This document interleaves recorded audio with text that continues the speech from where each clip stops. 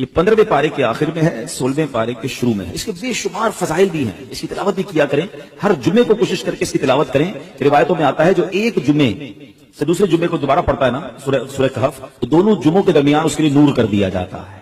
سورہ پاک مکہ مکرمہ میں نازل ہوئی، اس میں 12 رکوع ہیں، 111 آیتیں ہیں، 1577 کلمے ہیں اور 6360 حروف ہیں۔ سورہ کہف پڑھنے سے گھر میں سکون اور برکت نازل ہوتی ہے۔ حضرت برہ بن عازب رضی اللہ تعالیٰ فرماتے ہیں کہ ایک مرتبہ ایک صحابی نے سورہ کہف پڑھی تو گھر میں ایک جانور تھا، وہ بھی بدکنا شروع ہو گیا۔ انہوں نے سلامتی کی دعا دیکھی، سلامتی کی دعا کی اور غور سے دیکھا کہ کیا بات ہے، تو انہیں ایک بادل نظر آیا جس نے انہیں ڈھانپ رکھا تھا۔ ان صحابی نے اس واقعے کا ذکر جب نبی پاک علیہ الصلوۃ والسلام کی بارگاہ میں کیا تو پیارے آقا علیہ الصلوۃ والسلام نے فرمایا، اے فلاں، قرآن پاک کی تلاوت کرتے رہا کرو، وہ بادل سکینہ تھا، وہ سکون کا بادل تھا جو قرآن مجید کی وجہ سے نازل ہوا تھا۔ تو سورہ کہف یہ سکون کا، یہ برکت کا باعث ہے۔ اور ایک اور جگہ پیارے آقا علیہ السلام فرماتے ہیں، جو سورہ کہف کی ابتدائی 10 آیات یاد کرے گا وہ دجال کے فتنے سے محفوظ رہے گا۔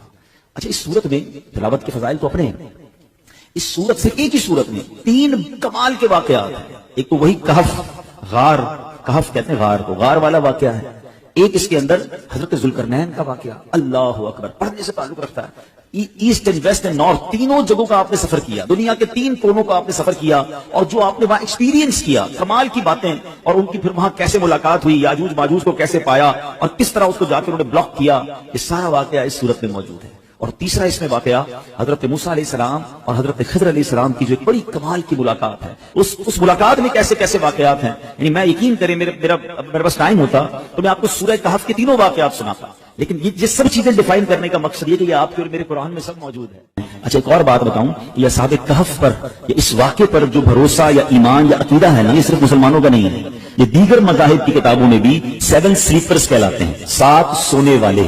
7 سلیپر کا بورڈ لگے ہوئے ابھی، تو وہاں پر دیگر مذاہب کے لوگ بھی آتے ہیں کیونکہ ان کی آسمانی کتابوں میں بھی ان اصحاب کہف کا ذکر موجود ہے۔ اب یہ کون تھے، یہ کیا تھے، اب یہ واقعہ سنیے گا، پھر میں انشاءاللہ اس کے تحت کیا سبق ملتا ہے ہم سیکھیں گے، کیا میں اس پر ڈسکس کروں گا۔ اصحاب کہف جو تھے یہ شہر افسوس کے شرفا تھے، بڑے نیک لوگ تھے۔ جو شہر کا نام تھا افسوس، اور جو بادشاہ تھا اس کے معزز درباری بھی تھے، مگر یہ لوگ صاحب ایمان تھے، یہ بت پرستی سے بیزار تھے، یہ اللہ وحدہ لا شریک کو اپنا رب مانتے تھے۔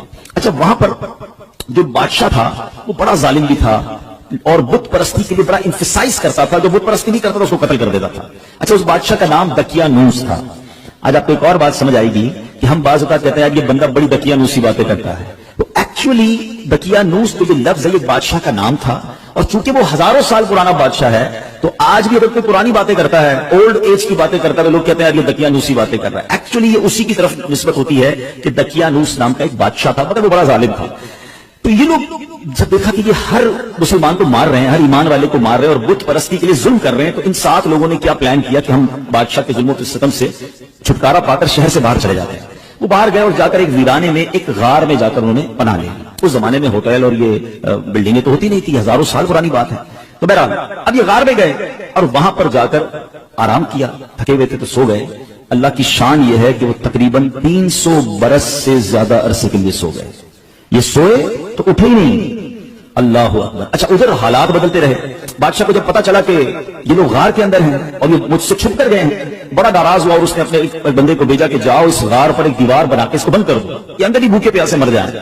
جس بندے کو یہ آرڈر دیا گیا تھا نا وہ تھوڑا سا خدا ترس آدمی تھا، اس نے کیا کیا کہ ان 7 اصحاب کہف کے نام لکھے، پوری بات لکھی کہ یہ لوگ ایمان والے ہیں، بادشاہ کے ظلم سے جا کر اندر چھپے ہیں، اور ان کا یہ واقعہ ہے۔ ایک تختی لکھی، ایک صندوق کے اندر اس غار کے ساتھ دیوار میں اسے دفن کیا اور ایک دیوار کھڑی کر دی۔ حکم تو تھا بادشاہ کا۔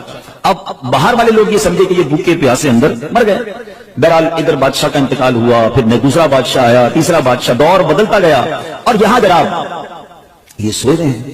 آفٹر 300 ایئرز کیا ہوا کہ ایک اور بادشاہ آیا جس کا نام تھا بیدروس۔ وہ بڑا نیک دل بادشاہ تھا، ایمان والا بادشاہ تھا، اللہ پر ایمان لاتا تھا، مگر اس کے دور میں ایک عجیب و غریب فتنہ کھڑا ہوا۔ کچھ لوگوں نے یہ معاذ اللہ شک پیدا کرنا شروع کر دیا، کمپلین کرنا شروع کر دی، آرگیومنٹ شروع کر دیا کہ مرنے کے بعد اللہ دوبارہ پیدا نہیں کر سکتا، یعنی مرنے کے بعد دوبارہ کوئی زندگی نہیں ہے۔ اب بادشاہ بڑا نیک دل آدمی، سمجھاتا لوگوں کو، لوگ اس کی بات کم سنتے، اس فتنے کی بات زیادہ سننے لگے۔ تو بادشاہ تہجد کی نماز میں رو رو کے اللہ سے دعا کرتا کہ میرے مولا کوئی ایسی نشانی عطا کر دے, کوئی ایسا اشارہ عطا کر دے کہ ان لوگوں کو سمجھ آ جائے کہ تم مرنے کے بعد دوبارہ زندہ کیسے کرے گا. اللہ کی شان دیکھیں, اس بادشاہ کے وہم و گمان میں بھی نہیں ہے کہ کوئی غار ہے اس کے شہر کے قریب جہاں کچھ لوگ سوئے ہوئے ہیں. سینکڑوں سال گزر گئے نا. اب اللہ کی شان دیکھیں اس بادشاہ کی, وہ گریہ بازاری, وہ دعائیں کیسی رنگ لائیں کہ ایک چرواہا جو تھا بکریاں چراتے چراتے اس غار کے قریب پہنچا. اب قریب پہنچا تو دیوار 300 سال پرانی ہو گئی تو دیوار دھڑام سے گری. جیسی غار کے اندر اس نے دیکھا تو وہ گھبرا کر دوڑ پڑا. اچھا یہاں جیسی دیوار گری تو ان بندوں میں سے وہ 7 افراد اٹھ گئے. اچھا وہ اٹھے تو وہ سمجھے ہم 2 4 6 گھنٹے 8 گھنٹے سو کر اٹھے, ٹھیک ہے نا. انہوں نے نماز وغیرہ پڑھی, اب بھوک لگ رہی ہے تو ایک ساتھی کو کہا ذرا جانا باہر اور دیکھ بھال کر بادشاہ دقیانوس کے سپاہی کہیں پکڑ نہ لیں, کھانا لے کر آ گئے. وہ بندہ چھپتے چھپاتے بازار گیا تو سارے بازار کا ماحول ہی الگ, عمارتیں الگ. بہرحال اتنا اس کو خیال نہیں آیا. اسے جا کر ایک دکاندار نان بھائی جو روٹی بیچنے والا تھا اس نے پیسے دیے کہ مجھے کچھ روٹیاں چاہیے. تو نان بھائی نے جب وہ پیسے دیکھے تو یہ سکے کہاں سے آ گیا, یہ تو کرنسی ختم ہو گئی تھی, 300 سال پرانی کرنسی تھی. تو کہا یہ پیسے تو ہمارے یہاں نہیں چلتے, کس زمانے کے پیسے لے کے آئے بھائی؟ یہی تو پیسے کل تو ہمیں پیسے لے کے غار میں گئے, آج تمہیں دے رہے تم کہہ رہے پیسے نہیں چلیں گے. اچھا یہ بتاؤ دقیانوس بادشاہ کہاں ہے آج کل؟ تو وہ جو اصحاب کہف میں سے ایک بندہ تھا وہ پوچھتا ہے کون دقیانوس, اس زمانے کا تو کوئی بادشاہ یہاں پر نہیں ہے.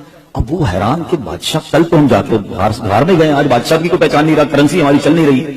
ادھر وہ نان بھائی سمجھ گیا کہ یہ سینکڑوں سال پرانی کرنسی ان کے پاس ہے, ان کو لگتا ہے کوئی خزانہ مل گیا ہے.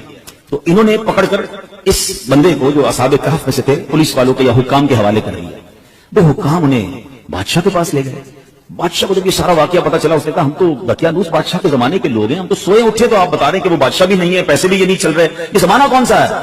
تو بادشاہ نے معلوم کیا تو پتا چلا کہ یہ 300 سال پرانی بات کر رہے ہیں. یہ کیسے پاسبل ہے کہ بندہ بھی جوان ہے, بوڑھا بھی نہیں, اور 300 سال پرانی بات کر رہا ہے. میں اکیلا نہیں ہوں, 7 6 اور بھی ہیں. کدھر ایک غار میں ہے. چلو اب بادشاہ نے پورا لشکر لیا. یقین تو بادشاہ کو بھی نہیں آ رہا تھا کہ یہ ہو کیا رہا ہے. اب پورے لشکر کو لے کر جب وہ غار کے قریب پہنچے تو اگر جو غار میں لوگ تھے وہ سمجھ گئے کہ دقیانوس بادشاہ کے بندے آ گئے, ہمارا بندہ پکڑا گیا ہے, اب ہماری خیر نہیں. وہ سجدے میں چلے گئے, وہ دعائیں کرنے لگے, استغفار پڑھنے لگے. مگر جب سپاہی آئے تو سپاہی بھی کوئی اور, بادشاہ بھی کوئی اور. کسی کو یقین نہ آئے ان کی باتیں. اب وہ تختی کام آئی. اب جب دیوار کھولی گئی تو وہ تختی نکلی اندر سے جو 300 سال پہلے دقیانوس بادشاہ کے بندے نے, اس کے ملازم نے لکھ کر رکھی تھی کہ ان 7 بندوں کے نام یہ ہیں اور یہ دقیانوس بادشاہ کے خوف سے جا کر اندر سوئے ہیں اور یہ ایمان والے ہیں. اللہ اکبر. جب بادشاہ کو یہ پتا چلا نا, پہلے تو وہ گیا سجدہ شکر میں کہ اللہ تو نے میری پکار سن لی, ایسی نشانی بتا دی کہ بندہ مرنے کے بعد کیسے جیے گا. تو نے تو جیتے جی ہمیں دکھا دیا کہ تو چاہے تو 300 سال تک کوئی سویا رہے, نہ اس کا بال بھیکا ہو, نہ بال سفید ہو, نہ باڈی گلے, اور میرے رب تو نے انہیں پھر زندہ کر دیا. اب ترا پورا شہر آیا, سارے لوگ آئے جو بے ایمان ہو گئے تھے, جو اللہ کی قدرت کے انکاری ہو گئے تھے, سب کلمہ پڑھنے لگے, سب اللہ کی وحدانیت پر یقین لائے. سبحان اللہ. اب یہ جو اصحاب کہف تھے, سبحان اللہ, یہ لوگ جو تھے جب انہوں نے دیکھا کہ اب ماشاءاللہ سب لوگ ایمان لے آئے ہیں اور یہ کام سارا ہو گیا ہے, تو پھر انہوں نے کہا کہ اے بادشاہ ہم اللہ کے تمہیں سپرد کرتے ہیں, تمہارا کام ہو گیا. یہ پھر غار کے اندر گئے اور پھر سو گئے اور اللہ نے اسی حالت میں انہیں وفات دی. بادشاہ بیدروس نے سال کی لکڑی کا صندوق بنوا کر اصحاب کہف کی مقدس لاشوں کو ان میں رکھوا دیا. اللہ کریم نے اصحاب کہف کے غار کا ایسا روب لوگوں کو دلوں میں ڈالا کہ لوگ ان کی قبروں تک نہیں جا پاتے تھے. اصحاب کہف کی لاشوں کا حفاظت کا انتظام بھی رب نے کیا اور بیدروس بادشاہ نے غار کے منہ پر ایک مسجد بنائی, سالانہ 1 دن مقرر کیا اور ہر سال لوگ وہاں پر ان کے گویا عرس میں جمع ہو کر اللہ کی عبادت کرتے اور گویا وہاں جا کر عبادت کرتے. تو اے میرے پیارے اسلامی بھائیوں, یہ ایک واقعہ جو تفسیر قرآن کے ذریعے میں نے آپ کو سنایا. قرآن میں سورہ کہف میں پورا تفصیل سے واقعہ موجود ہے. سورہ کہف پڑھتے ہیں, آیتیں بار بار پڑھتے ہوں گے. بسم اللہ الرحمن الرحیم. ام حسبت ان اصحاب الكهف والرقیم كانوا من آیاتنا عجبا اذ اوى الفتية الى الكهف فقالوا ربنا آتنا من لدنك رحمة وهيئ لنا من امرنا رشدا فضربنا على آذانهم في الكهف سنين عددا ثم بعثناهم لنعلم اي الحزبين احصى لما لبثوا امدا نحن نقص عليك نبأهم بالحق انهم فتية آمنوا بربهم وزدناهم هدى. کیا تمہیں معلوم ہوا, ترجمہ کنز ایمان سنیں, کیا تمہیں معلوم ہوا کہ پہاڑ کی کھو اور جنگل کے کنارے والے ہماری ایک عجیب نشانی تھے. جب ان جوانوں نے غار میں پناہ لی پھر بولے اے ہمارے رب ہمیں اپنے پاس سے رحمت دے اور ہمارے کام میں ہمارے لیے راہ یابی کے سامان کر. تو ہم نے اس غار میں ان کے کانوں پر گنتی کی کئی برس تھپکا. پھر ہم نے انہیں جگایا کہ دیکھیں 2 گروہوں میں کون ان کے ٹھہرنے کی مدت زیادہ ٹھیک بتاتا ہے. ہم ان کا ٹھیک حال تمہیں سنائیں. وہ کچھ جوان تھے کہ اپنے رب پر ایمان لائے اور ہم نے ان کی ہدایت بڑھائی اور اور ہم نے ان کو ہدایت بڑھائی.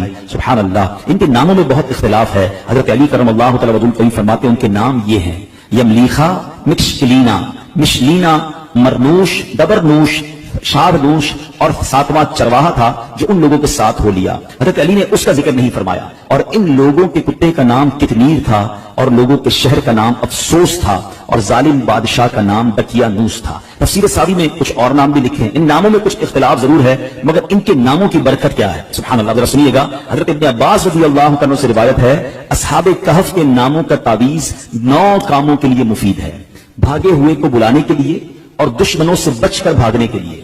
وہ بھاگ گیا اس کو بلانا ہے یا خود دشمنوں سے بچنا ہے، اس کے لیے بڑا مفید ہے.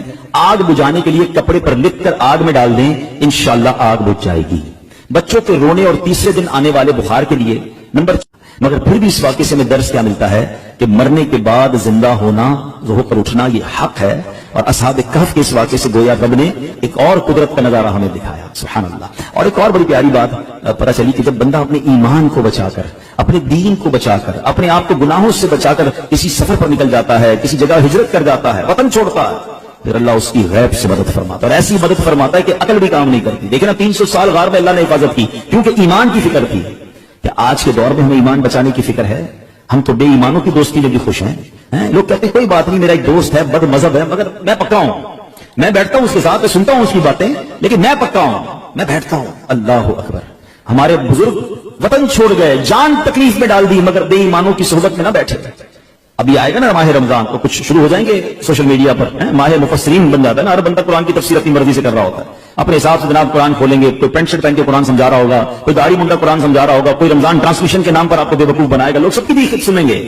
اللہ کے بندو، یہ ایمان کے بعض اوقات لوگ ڈاکو ہوتے ہیں. ہمیں قرآن سیکھنا ہے، مگر عالم دین سے سیکھنا ہے نا، مفسر قرآن سے سیکھنا ہے. ایک صحیح العقیدہ عاشق رسول عالم دین سے سیکھنا ہے، کہ ہر کسی سے سیکھنا ہے. لیکن نہیں یار، بس وہ ہر کسی کو سوشل میڈیا کا شوق ہے، میں آج اس کی سن رہا ہوں، کل اس کی سن رہا ہوں. پریشان بھی رہتے ہیں. ہمارے پاس آتے بھی ہیں کہ مولانا صاحب یہ میں نے سنا تھا، میں کنفیوز ہوں. بھائی کس سے سنا تھا؟ یار فلاں سے سنا تھا. پہلے اس نے کہاں سے سنا یہ تو پوچھ کے آؤ. کبھی کسی موچی سے کپڑے سلوائے آپ نے کہ یار جوتے بڑے اچھے سیتا ہے، کپڑے بھی اسی سے سلوا لوں؟ آپ کہیں گے نہیں یار، موچی کا کام جوتے سینا، درزی کا کام کپڑے سینا. ڈاکٹر آپ کا یار علاج بڑا اچھا کرتا ہے، یار ڈاکٹر علاج بڑا اچھا کرتا ہے، گھر بھی اسی سے بنوا لیتا ہوں، گھر بھی اچھا بنا دے گا. ڈاکٹر کا کام علاج کرنا ہے، بلڈر کا کام گھر بنانا. دنیا کا ہر کام ہم اس کے ایکسپرٹ سے کرواتے ہیں، سیکھتے ہیں. مگر دین جس کی مرضی ہے وہ سکھائے، اور ہم بیٹھ کے سن رہے ہوتے ہیں. نہ کریں ایسا. آپ اصحاب کہف کے اس واقعے سے سمجھو کہ ایمان کی اہمیت کیا ہے. چلیے بھی اعلیٰ حضرت نے 100 سال پہلے سمجھایا. کیا فرمایا؟ سونا جنگل رات اندھیری، چھائی بدلی کالی ہے، سونے والوں جاگتے رہیو، چوروں کی رکھوالی ہے. آنکھ سے کاجل صاف چرا لیں، یہاں وہ چور بلاتے ہیں، تیری گٹھڑی تاکی ہے اور تو نے نیند نکالی ہے. ابھی محاورہ کتنا کمال کا ہے. آنکھ سے کاجل چرانا کیسے؟ کاجل تو آنکھ کے اندر ہی ہوتا ہے. اللہ کہتے ہیں اتنے شاطر ہیں، اتنے مکار ہیں کہ تمہیں پتہ بھی نہیں چلے گا، اور تمہاری آنکھ سے کاجل چرا لیں گے. قرآن کے نام پر تمہارا ایمان چھین لیں گے، تفسیر کے نام پر دین کی بات کرنے آئیں گے اور تمہارے دین لے کے چلے جائیں گے، تمہارے عقیدے میں وسوسے کی سوئی چلو کے چلے جائیں گے. تو یہ سمجھنا ہے کہ میں نے اپنے دین کی، اپنے ایمان کی حفاظت کیسے کرنی ہے. اور سبحان اللہ، ایک اور بات کی پتہ چلا. ایک بیدروس بادشاہ نیک دل مسلمان تھا نا. اچھا قرآن میں واقعہ موجود ہے نا. اس نے کیا کیا کہ ایک دن مقرر کیا سال کا، اور بزرگوں کے مزار کے پاس جا کر پورا سال میں ایک دن مقرر کر کے لوگ وہاں جاتے تھے، گویا ان کا عرس مناتے تھے، وہاں عبادت کرتے تھے، رب کی عبادت کرتے تھے.